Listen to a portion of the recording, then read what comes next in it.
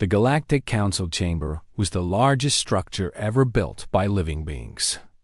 It floated in the empty space between three star systems. Thousands of alien species had gathered here for 12,000 years to discuss peace, trade, and war. The chamber was shaped like a giant bowl. Seats rose in circles toward a ceiling made of pure crystal. Through that crystal, a billion stars shone down on the representatives below. Ambassador Kang Tae-min stood at the human platform. He was a tall man with gray hair and calm eyes. He had served Earth for 30 years. He had seen many debates in this chamber. But today was different.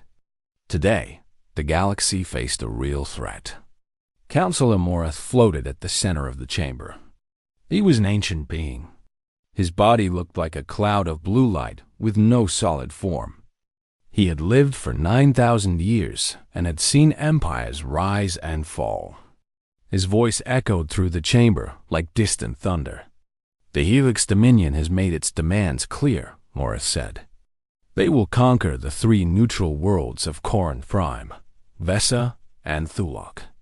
They give us 10 days to respond. Fear spread through the chamber like a cold wind. The Helix Dominion was the most powerful military force in the known galaxy. Their leader, High Commander Veltrix, had never lost a war. He commanded a fleet of 500 warships. Each ship was built for one purpose: destruction. A representative from the Malak species stood up. His body was covered in thick scales, and his voice was deep. What can we do? The Dominion has 500 ships. Our combined fleets number only 200. We cannot win. Other voices joined in agreement. The Tazari clicked their claws in worry. The Vorn hummed with anxiety. Even the proud Keswick lowered their heads. Nobody wanted to fight a war they could not win. Councilor Morath raised a tendril of light. Then we must negotiate. Perhaps we can offer the Dominion something they want. Perhaps we can save some lives. Ambassador Kang listened to all of this in silence. He watched as ancient species, beings who had traveled between stars for millions of years, gave up hope. He watched as they prepared to sacrifice 3 innocent worlds to avoid conflict. And something inside him burned. He pressed the button on his platform. A light appeared above his head, showing that he wished to speak. The chamber fell silent. Many aliens looked at him with curiosity. Humanity had joined the Council only 50 years ago. They were still considered children in galactic terms. What could a young species possibly say at a time like this? The Council recognizes Ambassador Kang of Earth, Morath said. Kang stepped forward. His voice was calm but strong. I have a proposal. Earth will defend the 3 neutral worlds. Laughter erupted across the chamber. It came in many forms. Some species clicked, others whistled, and some simply made sounds of disbelief. The idea was ridiculous to them. A representative from the Keswick species stood. She was tall with silver skin and 4 arms. Ambassador, your species is brave. We respect that. But Earth has only 12 warships. The Dominion has 500. This is not courage. This is suicide. Kang smiled. It was a small smile, but it held something that made the laughter die down. We will not send 12 ships. Then how many? The Keswick asked. 1. The silence that followed was complete. Even Councilor Morath's glowing form flickered with confusion. 1 ship? Morath asked. Ambassador, please explain. Kang nodded. For 20 years, Earth has been building something in secret. We did not tell the Council because we were not sure it would work. Now, we are sure. We call it the Hammer of Terra. It is the most powerful warship ever created. And it will be enough. The chamber exploded with voices. Some called him mad. Others demanded proof. A few simply stared in shock. Councilor Morath raised his tendrils for silence. Ambassador Kang, You understand what you were saying. If your ship fails, the Dominion will see it as an act of war by the entire Council. They may attack us all. The ship will not fail, Kang said. Far away, in orbit around Earth, the Hammer of Terra waited in darkness. It was 3 kilometers long. Its hull was black and smooth, like a blade made of night. No windows broke its surface. No lights revealed its shape. It was invisible to all known sensors. Inside the ship, Captain Park Daeho sat in the command chair. He was 52 years old. His face was weathered from years of space travel. His eyes were sharp and focused. He had served in the Earth Defense Fleet for 30 years. He had fought pirates, rescued stranded ships, and explored unknown systems. But this mission was different. This mission would change everything. Lieutenant Yoon Hana stood at the tactical station. She was the best strategist in the fleet. Her mind could calculate battle outcomes faster than most computers. She had short black hair and a serious expression. She rarely smiled, but when she did, it meant she had found a way to win. Chief Engineer Baek Ji-won worked in the engine room below. She had designed most of the ship's systems herself. Her fingers moved across control panels like a musician playing an instrument. She knew every wire, every circuit, every secret the hammer held. Weapons Officer Shin Yoonbai sat at her station, running checks on the weapon systems. She was calm in every situation. Her crew members joked that her heart rate never changed, even in the middle of battle. It was probably true. A message appeared on Captain Park's screen. It was from Earth Command. You are cleared for deployment. Destination: Corinth Prime. Mission: defend the neutral worlds. Engage the Helix Dominion if necessary. Good luck, Captain. Earth is counting on you. Park read the message twice. Then he stood and faced his crew. The bridge was quiet. Everyone waited for his words. For 20 years, we have built this ship in secret, Park said. For 20 years, we have trained for this moment. The galaxy thinks we are children. They think we are weak. Today, we show them the truth. He looked at each crew member in turn. He saw no fear in their eyes, only determination. We are not going to fight for glory. We are not going to fight for conquest. We are going to fight because innocent people will die if we do nothing.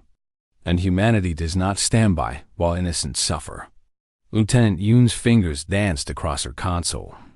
Course laid in, Captain. Corinth Prime. Estimated arrival: 18 hours. Park sat back in his chair. He looked at the stars on the main screen. Somewhere out there, 500 enemy ships waited. Somewhere out there, millions of innocent aliens prayed for a miracle. Take us out, Park said. Let's show them what humanity is made of. The Hammer of Terra moved forward. Its engines made no sound. Its hull left no trail. It slipped through space like a ghost, heading toward a battle that would change the galaxy forever. And in the Galactic Council chamber, Ambassador Kang smiled once more. The laughter had stopped. Now there was only waiting. Corinth Prime was a beautiful world. Its surface was covered with purple forests and silver oceans. 3 moons hung in its sky like jewels. For 10,000 years, the people of Corinth had lived in peace. They were gentle beings with soft gray skin and large eyes. They had no army. They had no weapons. They had never needed them. Now, they watched their sky with terror. Governor Desic stood on the balcony of his palace. He was old, even by Corinthian standards. His gray skin had turned almost white with age. His large eyes were filled with worry. Behind him, his advisors whispered and argued. The Helix Dominion was coming. Everyone knew it, and nobody could stop them. Governor, one advisor said, we should prepare evacuation ships. Perhaps some of our people can escape. Desic shook his head slowly. Where would we go? The Dominion controls half the galaxy. There is no safe place. Another advisor spoke up. The Galactic Council promised to send help. Perhaps they will save us. Thesic laughed, but there was no joy in it. The Council has debated for 3 days. They will still be debating when the Dominion burns our cities. A young officer ran onto the balcony. His eyes were wide with excitement and fear. "Governor, a ship has entered our system." Thesic turned. "A Dominion ship?" "No, sir. It is something else. The computer cannot identify it." Thesic and his advisors rushed to the command center. Screens covered the walls, showing images from satellites and sensors across the system. On the largest screen, they saw it. The hammer of Terra hung in space like a black blade. It was 3 kilometers long and completely dark. No lights, no windows, nothing. It looked like a piece of the void itself had taken shape. "What is that thing?" An advisor whispered. The communication system crackled. A human voice filled the room. "This is Captain Park, Deho of the Earth vessel Hammer of Terra. We are here to defend Corinth Prime. Please respond." Thesic stepped forward and pressed the communication button. His voice shook slightly. "Captain Park, this is Governor Thesic. We were expecting a fleet. The Council said help was coming. Is there some mistake?" There was a pause. Then Captain Park's voice came again. "No mistake, Governor. 1 ship is all we need." The Corinthians looked at each other in confusion. 1 ship? Against the Helix Dominion? The humans were either incredibly brave or completely insane. Thesic pressed the button again. "Captain, the Dominion has 500 warships. They have conquered dozens of worlds. How can 1 ship possibly stop them?" "With respect, Governor, you have never seen a human warship.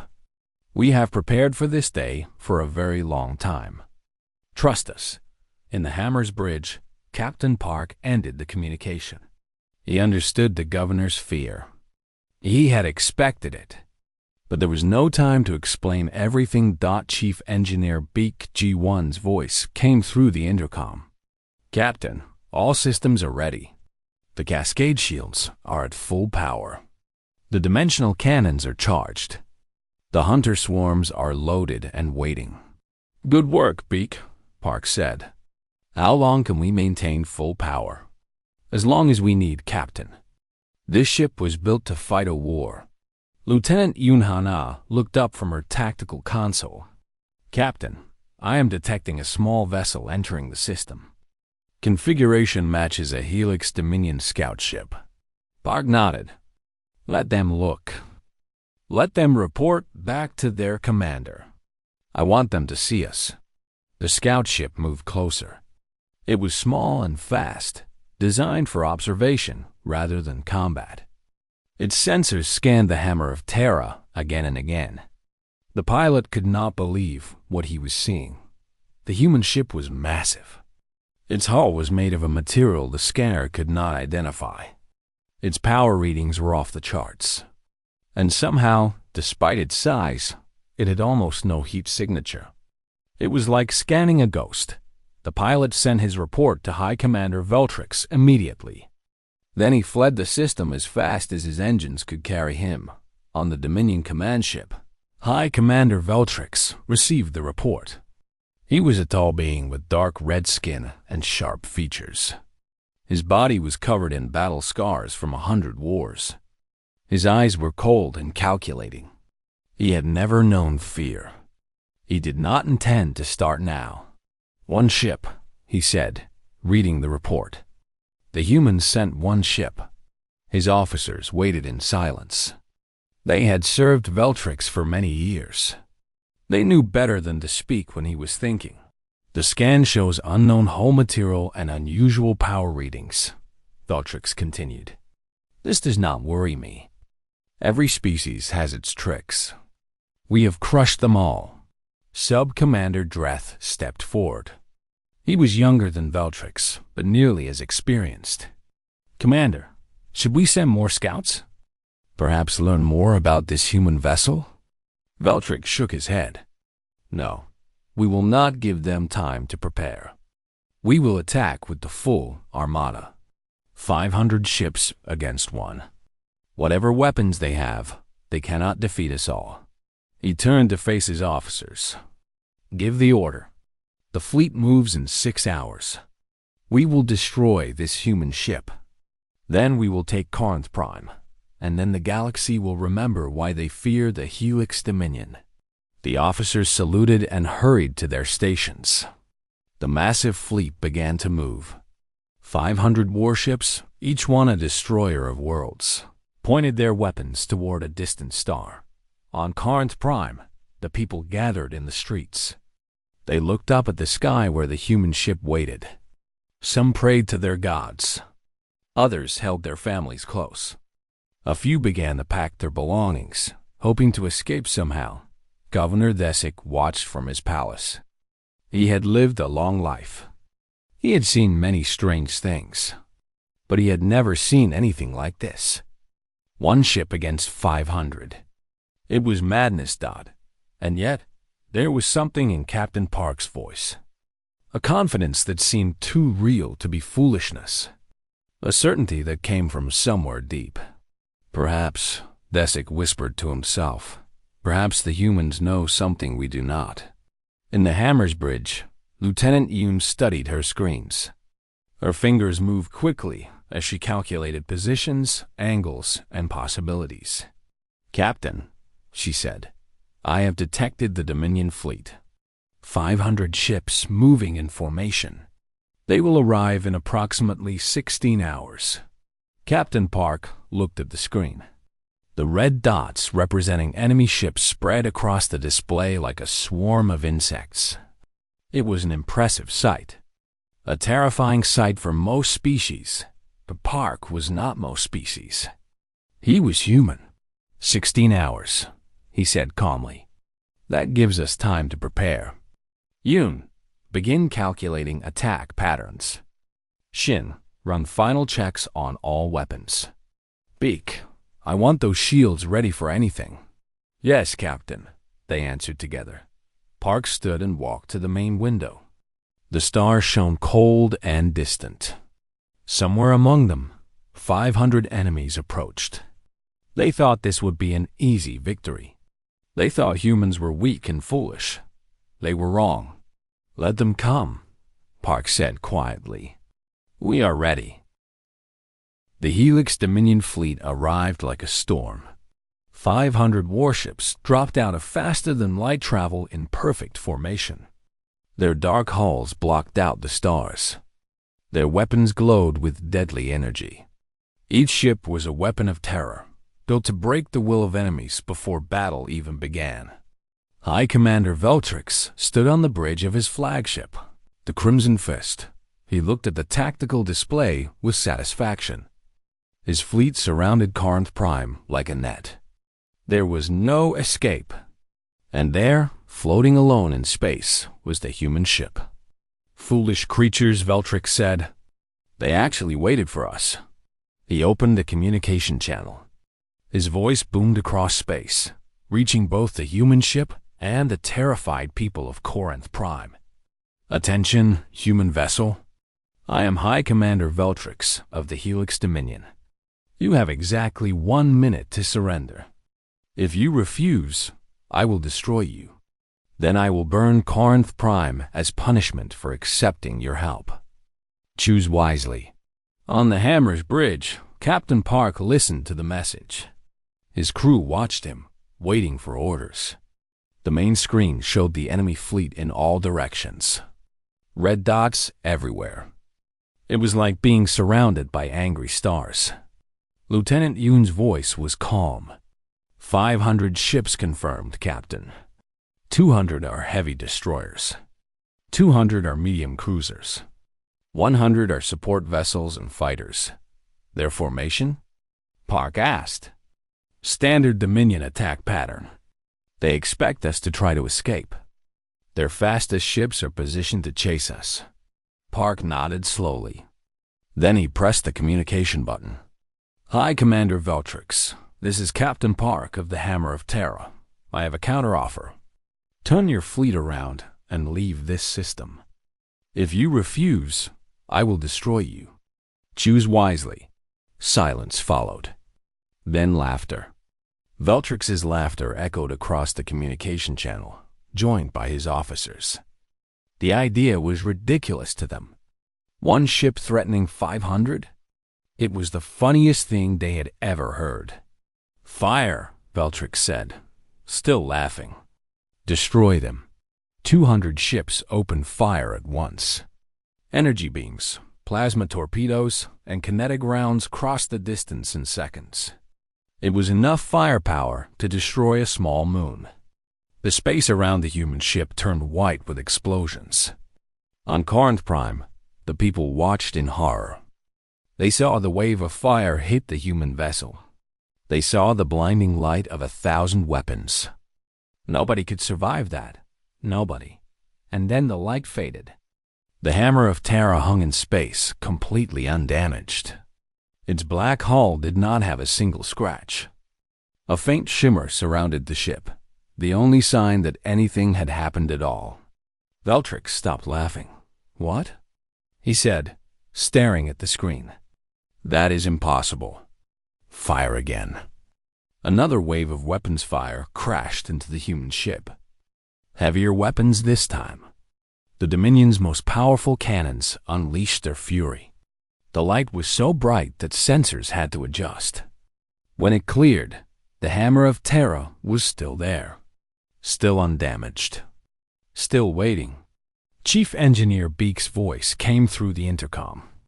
Cascade shields are holding at 98%, Captain. Their weapons are actually making us stronger. The shields learn from each attack and adapt. Captain Park stood up from his chair. Enough defense. Weapons Officer Shin, prepare dimensional cannons. Target their heavy destroyers first. Shin Yumbai's fingers moved across her console with perfect precision. Targets locked. Dimensional cannons charged. Ready to fire on your command. Park looked at the screen one more time. 500 ships. Thousands of enemy crew members. He did not want to destroy them. But they had chosen this war. They had threatened innocent people. And they had been warned. Fire, he said. The Hammer of Terra's weapons activated. They did not look like normal energy beams or torpedoes. Instead, reality itself seemed to tear open. Lines of pure darkness cut through space, passing through enemy shields as if they did not exist. 30 Dominion ships exploded in the first second. Their shields never activated. Their armor never resisted. The dimensional cannons bypassed all defense by firing through a different layer of reality. When the weapons re-emerged, they were already inside the enemy ships. Chaos erupted in the Dominion fleet. What is happening? Veltrix shouted. How are they doing this? His officers had no answers. Their screens showed impossible readings. The human weapons were not obeying the laws of physics they knew. It was like fighting a ghost. All ships, attack pattern Delta. Veltrix ordered. Surround them. Hit them from every angle. The Dominion fleet reorganized. Ships moved into position above, below, and around the human vessel. They fired from every direction at once. Thousands of weapons unleashed their power. The Hammer of Terra spun gracefully. Its shields absorbed attack after attack, and its cannons kept firing. Another 20 ships exploded. Then another 30. Lieutenant Yu monitored the battle from her station. Enemy fleet is adapting, Captain. They are trying to overwhelm our shields with volume of fire. Will it work? Park asked. No, Captain. But they will learn that eventually. On the bridge of the Crimson Fist, Veltrix watched his fleet die. He had never experienced this feeling before. It was like watching a giant beast crushed by a small creature. Everything he knew about war was wrong. Launch the hunter swarms. Captain Park ordered. Weapons Officer Shin smiled slightly. It was the first emotion she had shown all day. Launching hunter swarms. Ports opened along the hammer's hull. Thousands of small drones poured out into space.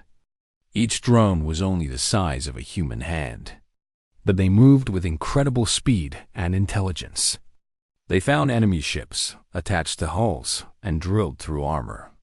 Once inside, they targeted engines and weapon systems.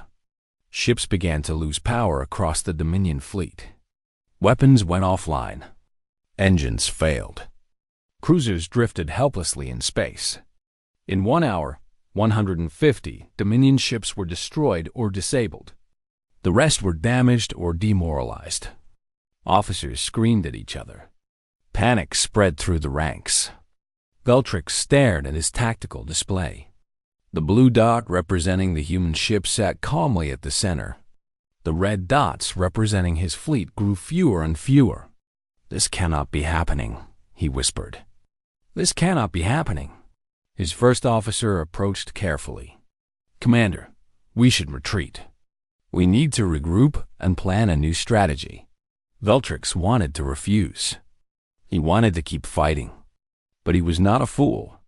He knew a losing battle when he saw one. "All ships," he said through gritted teeth. "Tactical retreat. Fall back to the outer system." The surviving ships turned and fled. They moved as fast as their engines could carry them. Behind them, the hammer of Terra did not follow. It simply waited, silent and deadly. On Corinth Prime, the people could not believe what they were seeing. The Dominion fleet was running away. Running from one ship. Running from the humans. Governor Thesic fell to his knees. Tears streamed from his large eyes. For the first time in days, he felt hope. In the Hammer's Bridge, the crew allowed themselves a moment of relief. But Captain Park's face remained serious. "They will come back," he said. "This was only the first battle. Veltrix will not accept defeat so easily." Lieutenant Yu nodded. "He will likely call for reinforcements. More ships from Dominion territory." Park sat back in his chair. "Then let him call. We will be ready." Outside the ship, the stars shone down on the wreckage of 150 enemy vessels. It was a graveyard of ambition and arrogance. And somewhere in the darkness, High Commander Veltrix planned his revenge. The Galactic Council chamber was silent. Every representative stared at the screens. They had watched the battle recordings 17 times. They still could not believe it. One ship. One human ship had defeated 150 Dominion warships in a single hour. The most feared military force in the galaxy had been crushed like insects. Counselor Morth floated at the center of the chamber. His blue form flickered with emotions that had no name. For 9,000 years, he had watched the balance of power in the galaxy shift slowly. Empires rose and fell over centuries. Change happened gradually, but this was not gradual. This was an earthquake. "The humans have deceived us," a Kessig representative said. Her forearms crossed in anger. They pretended to be weak for 50 years. They hid their true power. What else are they hiding? Ambassador Kang Taemin stood calmly at his platform. "We did not deceive anyone. We simply prepared for the worst while hoping for the best. Is that not what any wise species would do? You built a weapon that can destroy fleets." The Kessig shouted. "Do you expect us to believe you have only one?" Kang smiled slightly, but did not answer. The silence was answer enough, far across the galaxy. High Commander Veltrix stood in his damaged flagship. The Crimson Fist had survived the battle, but barely. Half its systems were offline. A third of its crew was dead or injured. Around him, the survivors of his fleet drifted in space. 350 ships remained from the original 500. Many were damaged. All were demoralized. Commander Dreth approached carefully. He was one of the few officers who dared to speak honestly to Veltrix. "Commander," Dreth said, "perhaps we should reconsider this campaign. The human weapon is beyond anything we expected. We can negotiate with the Council. Perhaps find a diplomatic solution." Veltrix turned slowly. His red eyes burned with fury. "Negotiate?" he said quietly. "You want me to negotiate? After today? The Helix Dominion does not negotiate. We conquer. We dominate. We win. But, Commander, we cannot defeat that ship with our current forces. Perhaps if we silence." Veltrix roared. He grabbed Dreth by the throat and lifted him off the ground. "You speak of retreat. You speak of surrender. Do you know what we do to cowards in the Dominion?" Dreth struggled to breathe. His eyes went wide with terror. "We make examples of them," Veltrix said. And he snapped Dreth's neck with one hand. The body fell to the floor. The other officers looked away. Nobody else dared to suggest retreat. Veltrix stepped over the body and activated the long-range communication system. "This is High Commander Veltrix calling Dominion High Command. I require reinforcements. Send everything, every ship, every soldier, every weapon. I will not be defeated by one human vessel." The response came within the hour. 300 more ships would arrive in 2 days. The largest Dominion fleet ever assembled would number 650 warships. "Now," Veltrix said. His scarred face twisted into a smile. "Let the humans try to stop us."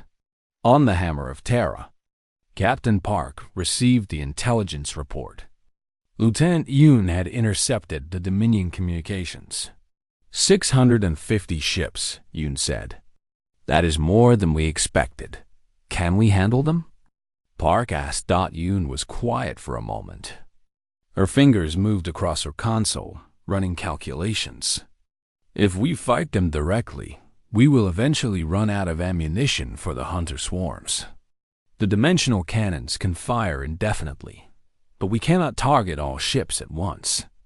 They could overwhelm us with pure numbers." Captain Park nodded slowly. "Then we need a different strategy. What are your suggestions?" Yoon pulled up a map of the star system. There is a gas giant on the outer edge. Very large, very dense. Its gravity well creates unusual effects on space-time. Go on. If we could lure the Dominion fleet into that gravity well, we could use the singularity drive. Yoon looked at Park carefully. The drive was designed for faster-than-light travel. But if we activate it inside a gravity well, it will create a temporary black hole. Park understood immediately. A weapon of last resort. "Yes, Captain. The black hole would only exist for a few seconds. But in those seconds, it would pull in everything nearby. Ships, debris, everything." Chief Engineer Beak's voice came through the intercom. "Captain, I was listening. The singularity drive was never tested as a weapon. There are risks. If the timing is wrong, we could be caught in the black hole ourselves." Park considered this. He thought about the people of Corinth Prime, watching the sky with fear. He thought about the other neutral worlds waiting to be conquered. He thought about what the Dominion would do if they won this war. "Prepare the singularity drive," he said. "We will make it work." 2 days later, the Dominion fleet arrived. 650 warships filled the space around Corinth Prime. It was a terrifying sight. The largest military force the galaxy had ever seen in one place. "High Commander," Veltrix broadcast his message across all channels. "Human vessel. You fought well. I admit this. But now you face the full power of the Helix Dominion. There is no victory for you. There is no escape. Surrender now, and I will grant your crew quick deaths.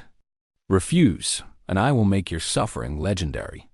Captain Park's response was simple. "Come and try." The Dominion fleet attacked. All 650 ships moved forward as one. Their weapons fired continuously, creating a wall of destruction. The Hammer of Terra did something unexpected. It ran. The ship turned and fled toward the outer system, toward the gas giant that Yoon had identified. Its engines burned bright as it raced through space. Veltrix smiled. Finally, the humans showed fear. Finally, they understood the power of the Dominion.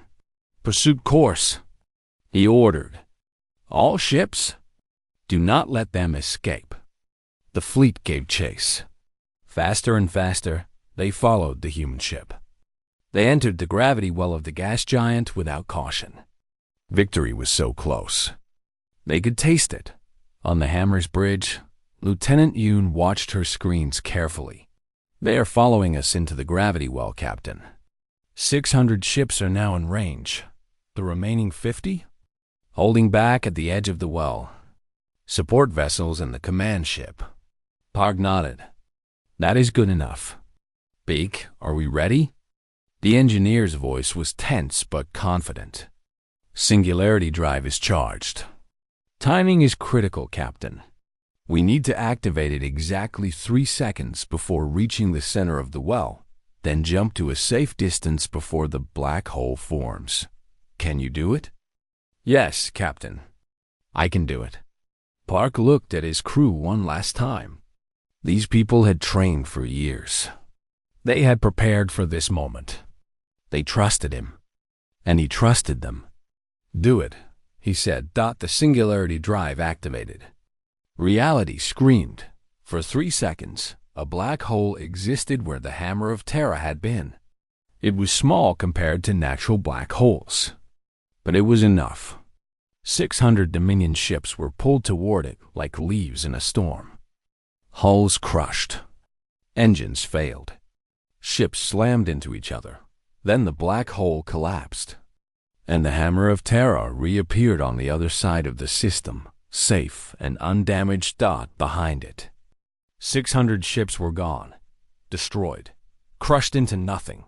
Hi, Commander Veltrix watched from his command ship at the edge of the destruction. He had 50 ships left. 50 ships from an armada of 650. For the first time in his life, fear touched his heart. Captain Park's voice came over the communication channel. It was calm and clear. "Hi, Commander Veltrix. You have lost. Your fleet is destroyed. Your reinforcements will not come in time. I offer you a choice. Surrender now and face justice before the Galactic Council, or continue fighting and join your fleet in oblivion." Veltrix closed his eyes. His hands shook. Everything he had built, everything he had conquered, meant nothing now. "I surrender," he said. The words tasted like poison in his mouth. On Corinth Prime, the people cheered. They danced in the streets. They cried tears of joy. The nightmare was over, and across the galaxy, every species watched in amazement. The Helix Dominion, the terror of the stars, had fallen. One ship. One human ship. The galaxy would never be the same. The Galactic Council chamber had never been so crowded. Representatives from hundreds of species filled every seat. Others floated in the open spaces above. Even species who had not attended council meetings in centuries had come to witness this moment. High Commander Veltrix stood in chains at the center of the chamber. His red skin had gone pale. His eyes, once burning with pride, now stared at the floor. Behind him, guards from 12 different species stood watch. Councillor Morith floated above the assembly. His blue form glowed brighter than anyone had ever seen. "I, Commander Veltrix of the Helix Dominion," Morith began. "You stand before this council charged with crimes against peace. Invasion of sovereign worlds. Murder of innocent populations. Threats against the stability of galactic civilization. How do you answer these charges?" Veltrix said nothing. There was nothing to say. Ambassador Kang Tae-min rose from the human platform. "Councillor Morith, if I may speak." Morith gestured his permission. The chamber fell silent. Everyone wanted to hear what the humans would say. Kang walked slowly to the center of the chamber. He looked at Veltrix for a long moment. Then he turned to face the assembly. "We do not ask for Veltrix's execution," Kang said. Shock rippled through the chamber.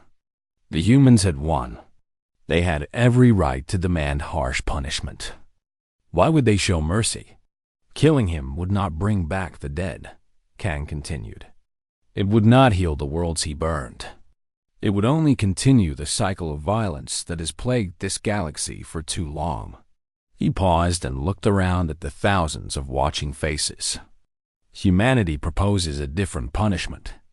Let Veltrix spend the rest of his days watching. Let him see the peace that grows where his empire once spread war. Let him witness the friendship between species he tried to conquer. Let him live with the knowledge that everything he believed in was wrong. Councillor Morth considered this. That is an unusual request. But perhaps wisdom can be found in unusual places. A vote was called. The motion passed with overwhelming support. Veltrix would be imprisoned but kept alive.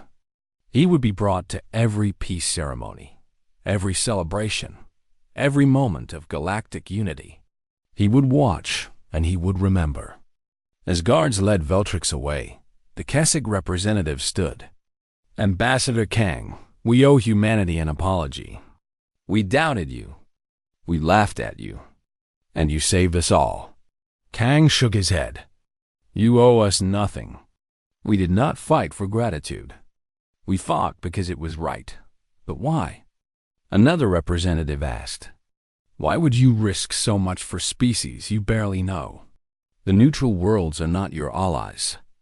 They have nothing to offer you. Why did you protect them?" Captain Park's hologram appeared in the chamber. He had been listening from the Hammer of Terra, still orbiting Corinth Prime. "May I answer that question, Ambassador?"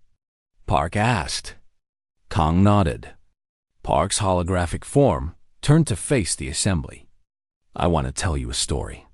A long time ago, on Earth, humanity was divided into thousands of groups. Nations, they called them. These nations fought each other constantly. They killed millions of their own kind. They almost destroyed their entire planet." The chamber listened in silence. Then one day, humanity realized something important. The thing that made them strong was not their weapons or their armies. It was their ability to care for each other, to protect the weak, to stand against injustice. When they finally united, when they stopped fighting each other and started working together, they became unstoppable. Park paused. "You asked why we protect strangers. The answer is simple.